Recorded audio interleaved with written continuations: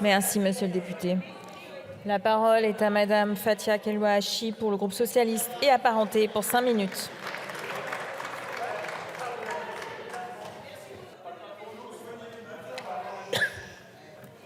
Alors, seule madame Kelouachi a la parole, s'il vous plaît. Monsieur Delogu, merci madame la présidente. Mes chers collègues, souvenez-vous de la première séance plénière dans notre hémicycle en 2022. Une journée ternie par le discours honteux d'un député d'extrême droite, un discours blessant, vantant les mérites de l'Algérie française, vantant la colonisation. Aujourd'hui, c'est au tour de la droite de nous servir cette vieille soupe rance et stigmatisante envers les Algériens et envers l'histoire singulière de la France avec l'Algérie, nourrie d'un imaginaire post-colonial teinté de la nostalgie d'un temps révolu, trait d'union entre la droite et l'extrême droite dans cet hémicycle. Au lieu de se préoccuper du quotidien des Français, de l'inflation galopante, le groupe LR propose aujourd'hui de s'attaquer à un accord international, l'accord franco-algérien de 68, alors même que notre hémicycle n'a pas le pouvoir de le remettre en cause. Tout d'abord, cet accord est évidemment indissociable de l'histoire singulière qui lie notre pays avec l'Algérie. Une histoire complexe dont bon nombre de nos concitoyens sont les héritiers. C'est le témoignage d'une histoire partagée, longue de 132 ans de colonisation, dont 8 ans de guerre d'indépendance et 6 décennies de relations bilatérales sinueuses. Une relation tumultueuse et donc une relation fragile, parfois inflammable, et à laquelle vous voulez aujourd'hui mettre le feu. Cet accord signé en 68 et renégocié déjà 3 fois de suite était d'ailleurs initialement une volonté de la France de revenir sur les accords d'Évian et donc de revenir sur la libre circulation qu'il permettait.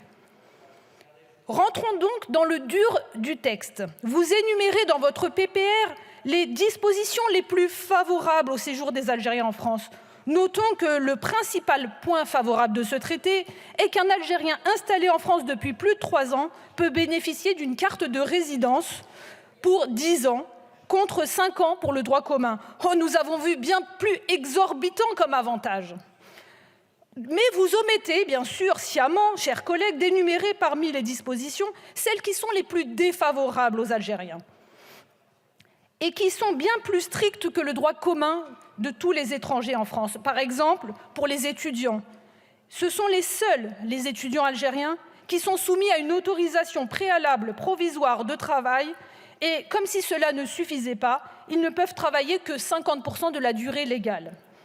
Et enfin, vous prétendez que cet accord est un appel d'air vers une immigration contrôlée, incontrôlée et incontrôlable des Algériens. Pourtant, la France a fait très largement la démonstration qu'elle avait la main sur l'immigration légale algérienne, qui est d'ailleurs stable par une politique de visa très stricte. Rappelons enfin que l'immigration illégale, comme l'éloignement, comme les contrôles et les sanctions, ou encore le droit d'asile des Algériens, ne sont pas du tout régis par cet accord et relèvent du droit commun. Je vous le dis clairement, non, il n'existe pas ni droit inconditionnel, ni droit automatique à l'immigration des Algériens en France. Répondons enfin à la question que tout le monde se pose. Que se passerait-il si cet accord était dénoncé unilatéralement par notre Assemblée?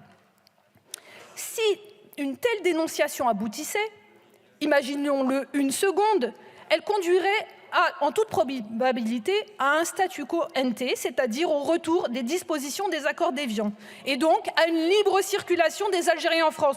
Je doute très sérieusement que ce soit l'intention initiale des auteurs de ce texte.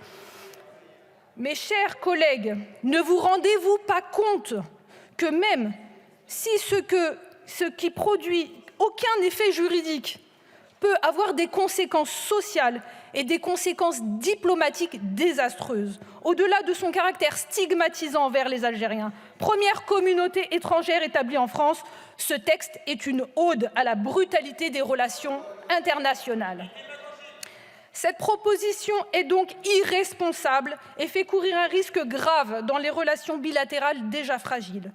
Qui peut croire aujourd'hui qu'une telle manœuvre contribue de quelconque manière au renouvellement de la relation entre la France et l'Algérie, si ce n'est que de l'envenimer davantage? Votre proposition est un leurre. Nous dénonçons l'instrumentalisation et, bien sûr, la haine des étrangers systématique avec l'Algérien comme épouvantail. Madame la députée.